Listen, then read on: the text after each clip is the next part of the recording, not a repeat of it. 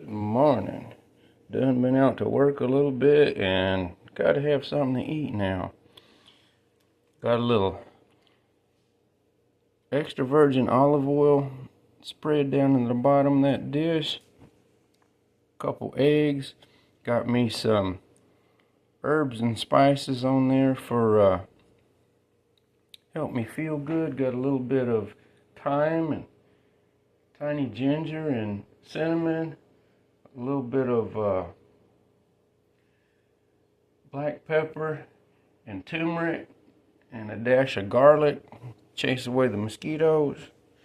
Sliced up some Prosix sausage here that has no sugar in it, and a nice pretty jalapeno.